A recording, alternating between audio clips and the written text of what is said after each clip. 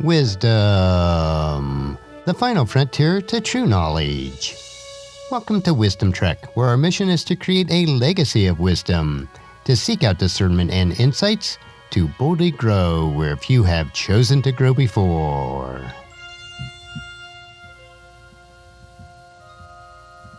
Hello, my friend. I am Guthrie Chamberlain, your captain on our journey to increase wisdom and create a living legacy. Thank you for joining us today as we explore wisdom on our second millennium of podcast. This is day 1441 of our trek, and it is Worldview Wednesday. Creating a biblical worldview is essential to have a proper perspective on today's current events. To establish a biblical worldview, you must have a proper understanding of God and His Word. This week on our Worldview Wednesday episodes, we will continue with our study based on a course that I recently completed, taught by Dr. Michael S. Heiser.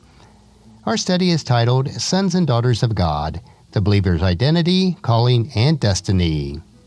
Throughout this multi-week course, we will demonstrate that, in the Old Testament, sons of God and holy ones refer to supernatural beings whose Father is God and who work with God to carry out His will, and that His divine family was present before humanity.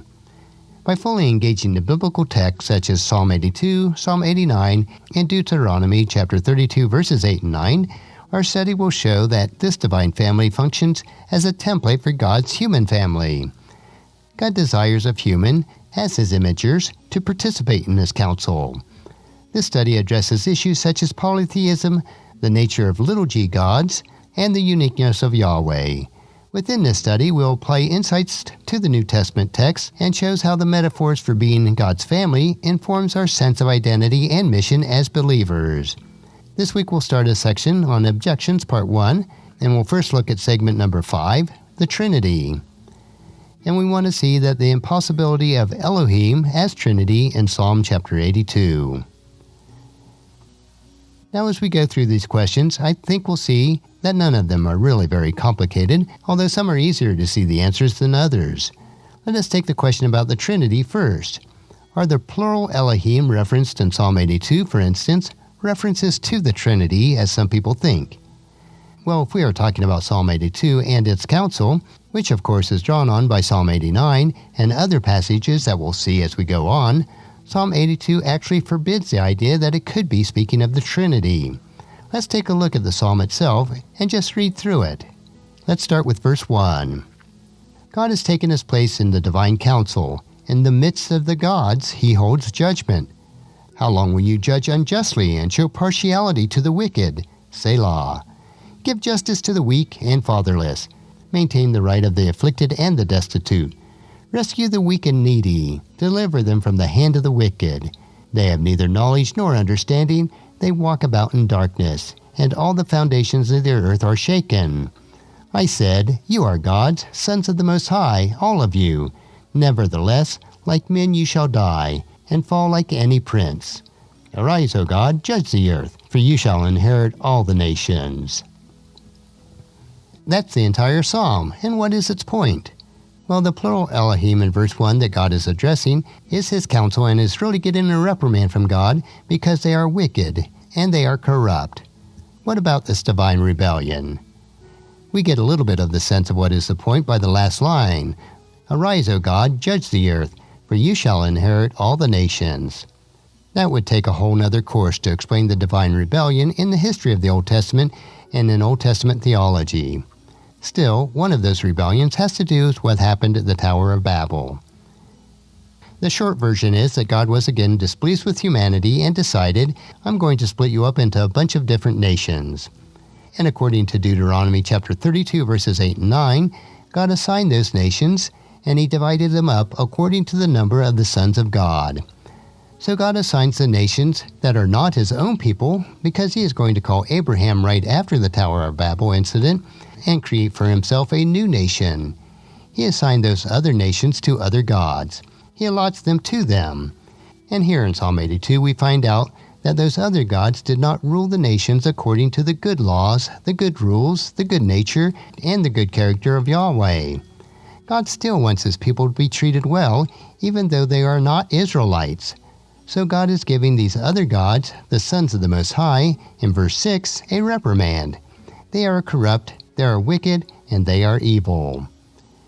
And the psalmist in the last verse looks forward to the day when God would rise up and take the nations back.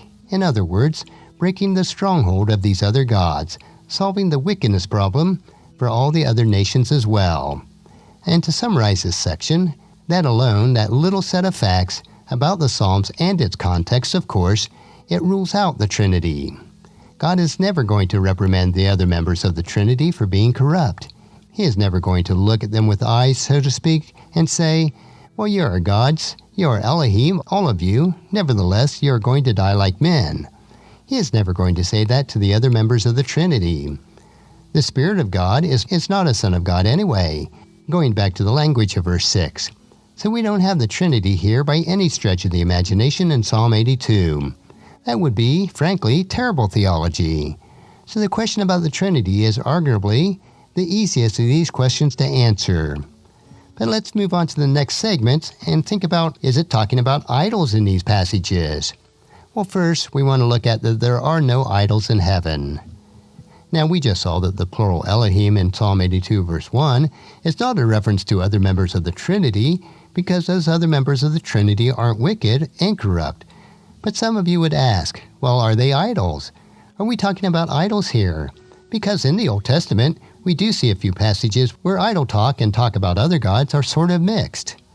Well, if we look forward in Psalm 89 and in Job chapter 1 and 2, we rule this out. In Psalm 89, God's counsel is in heaven. It is in the skies in that language. Now, we don't have idols in heaven. Idols are objects of the earth. In Job chapter 1 and 2, the sons of God appear in God's own presence, in his throne room, so to speak. And we don't have idols in God's throne room either. To be a bit blunter about this, idols don't work for God, and God doesn't use idols to accomplish his will. We are not talking about idols here. When we are talking about the divine council, these plural Elohim, these sons of God. Now, the other divine council seems will make a point very clear. Idols do not participate in God's program. Let's look at another passage that talks about the heavenly host, which is 1 Kings chapter 22, verses 19 through 23. In 1 Kings 22, verses 19 through 23, we read about an episode in Israel's history where the Israelite king Ahab has invited the king of Judah, Jehoshaphat, to his palace because he wants to convince Jehoshaphat to align himself with his battle plans. Ahab wants to go out and attack a city called Ramoth-Gilead.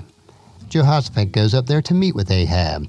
Ahab brings out all of his prophets, and they, of course, say, yeah, Ahab, you know what you're doing. Go up there. You are going to be successful. But Jehoshaphat has a little bit more sense than Ahab does, and he knows that they're just telling him what he wants to hear. So he asks, hey, isn't there a prophet of Yahweh around here somewhere that we could ask him? And I love Ahab's answer in 1 Kings chapter 22, verse 8. He says, or it reads, and the king of Israel, Ahab, said to Jehoshaphat, there is yet one man whom I may inquire of the Lord, Micaiah, the son of Imlah, but I hate him. He never prophesies any good concerning me, but just evil. In other words, he never tells him what he just wants to hear. So they bring Micaiah out, and Micaiah first mocks Ahab's prophets by repeating what they say. But Ahab is not a dumb guy. He knows what's going on. And he says in verse 16, how many times shall I make you swear that you speak to me nothing but the truth in the name of the Lord? And so Micaiah says, all right, do you want to hear what the Lord really has to say? I'll tell you. And in verse 19 on, we read this. Micaiah said, therefore hear the word of the Lord. I saw the Lord sitting on his throne, and all the host of heaven standing beside him, on his right hand and on his left. And he said, who will entice Ahab, that he may go up and fall at Ramoth-Gilead? And one said one thing, and another said another. Then a spirit came forward and stood before the Lord and said, I will entice him. And the Lord said to him, by what means? And he said, I will go out, and I will be a lying spirit in the mouth of all the prophets. And he said, you are to entice him, and you shall succeed. Go out and do so. Now therefore, behold, the Lord has put a lying spirit in the mouth of all these prophets, and the Lord has declared disaster for you.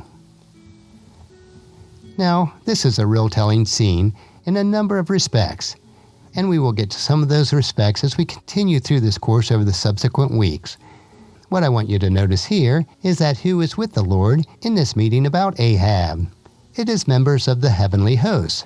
They are spirits. They are not idols. And again, idols do not work for God. We're going to see this kind of situation in other passages as well. So the question is, who carries out God's decrees? Now what I want you to be thinking about is, who participates with God in carrying out God's will? Who is there for God to task for carrying out His decrees? We've ruled out the Trinity because in Psalm 82, the members of the Trinity are not wicked. It is not idols either, because idols don't work for God. They are hostile to God, and they are, by definition, opposers. And 1 Kings chapter 22 gives us a first glimpse of that. In our next Worldview Wednesday, we will take a look at some other passages that support this truth. That will conclude our next two segments in our study, Sons and Daughters of God, the believer's identity, calling, and destiny. Join us again next week. I believe that you'll find each Worldview Wednesday contains thought-provoking topics to consider as we build our biblical worldview.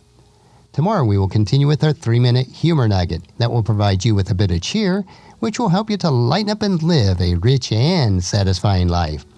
So encourage your friends and family to join us and to come along with us tomorrow for another day of Wisdom Trek, Creating a Legacy. If you'd like to listen to in the past 1,440 treks or read the Wisdom Journal, they are all available at wisdom-trek.com. And I encourage you to subscribe to Wisdom Trek on your favorite podcast player so that each day's trek will be downloaded to you automatically. And thank you so much for allowing me to be your guide, your mentor, but most importantly, I am your friend as I serve you through the Wisdom Trek podcast and journal each day.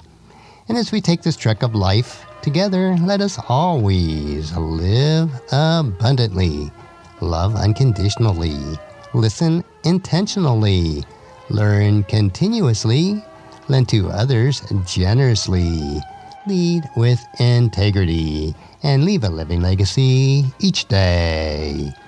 I am Guthrie Chamberlain, reminding you to keep moving forward, enjoy your journey, and create a great day every day. See you tomorrow.